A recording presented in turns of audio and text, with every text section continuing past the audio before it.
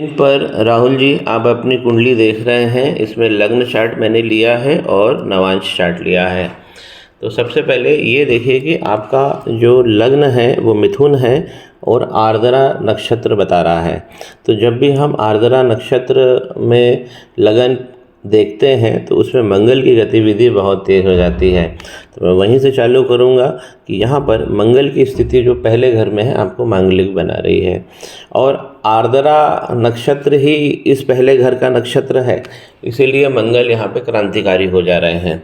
और आप पहले से ही मांगलिक हो, आर्द्रा नक्षत्र में जाकर इनके बैठने के कारण लग्न का जो नक्षत्र है आर्द्रा, उससे मंगल की गतिविधि तेज बढ़ गई।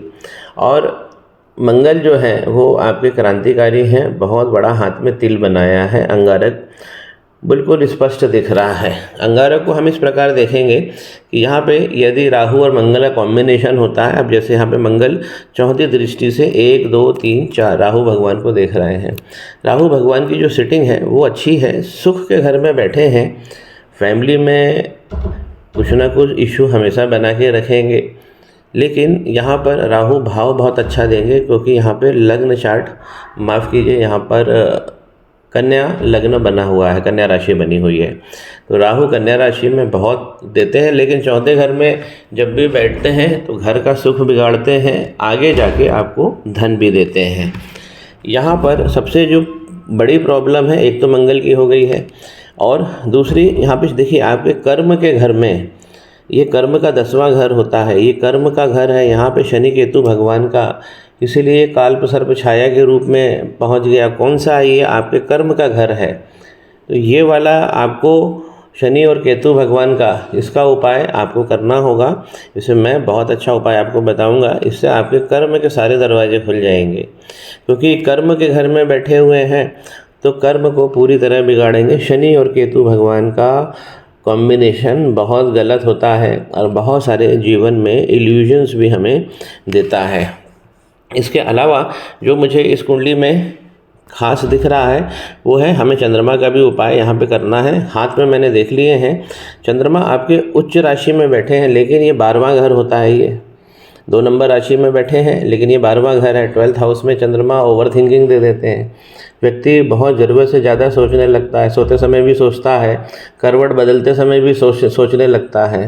तो यहाँ पर चंद्रमा आपको ओवर थिंकिंग दे रहा है। यहाँ चंद्रमा की रेमेडी होगी, यहाँ पे मंगल की रेमेडी होगी, और जो शनि केतु भगवान का जो कॉम्बिनेशन है सबसे ज़्यादा ये हमारे कर्म को प्रभावित कर रहा है। यहीं पे हमें रेमेडी करनी है। अब देखिए कि आपका जो लग्न आ रहा है वो मिथुन लग्न आ रहा है और इसके स्वामी बने बुध। जहाँ भी जाकर बैठेंगे वो जीवन की धारा हो जाएगी आपकी। तो बुध कहाँ बैठे हैं? पराक्रम में। इस घर का जो स्वामी है वो जाकर बैठा है पराक्रम में। तो आजीवन आपको पराक्रम तो दिखाना हो, पराक्रम दिखाने में आप कभी पीछे भी नहीं होंगे। बुध जैसा प्लेनेट है, आपको सक्सेस देगा। हाथ पर एक चीज़ मैंने देख ली है कि सारे जो सबसे जो खराब समय थे वो सब अब जा चुके हैं, अब अच्छा समय आपके जीवन में आ जाएगा। तो एक चीज़ समझिए कि लग्न मैंने डिफाइन किया। दूसरा, मैं ये लाभ का स्वामी, यहाँ पर देखिए ये लाभ का घर है, मेष राशि बनी है और यहाँ पर मंगल इसके भगवान बनते हैं। तो ये जो है लाभ का स्वामी जाकर लग्न में बैठा है, ये भी बहुत अच्छी स्थिति है, लेकिन मंगल पे मांगलिक दोष बन रहा है। दूसरा वाला जो घर होता है ये हमारे धन का होता है। तो यहाँ पे 4 लिखा है, कर्क राशि, इसका प्लैनेट जाकर 12 में बैठ गया है।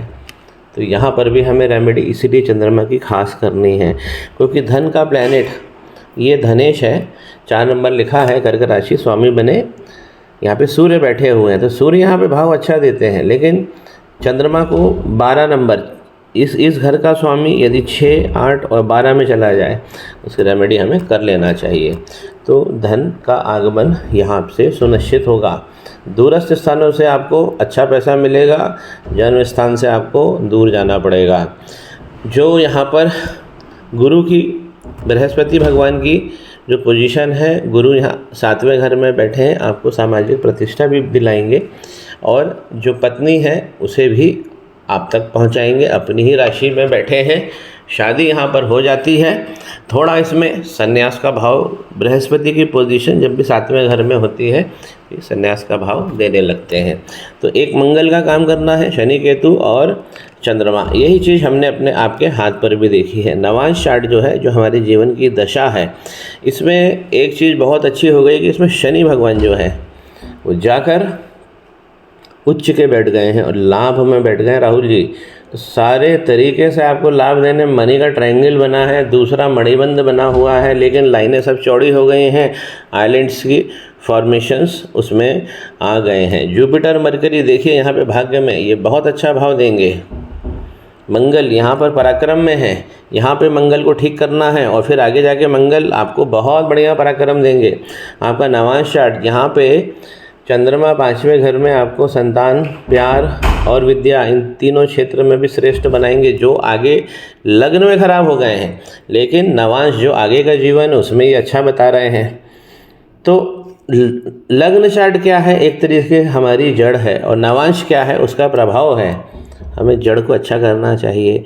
ये एक बहुत अच्छी क्लियर कुंडली आ रही है। इसमें एक चीज़ रहेगा कि जो केतु भगवान का और मंगल भगवान का जो मंत्र होगा वो आपको जीवन भर करना पड़ेगा। सुबह जब भी आप सोकर उठते हैं गणेश भगवान का नाम लेके, तो ये दोनों भगवान मंगल और केतु ये लंबा चलेंगे।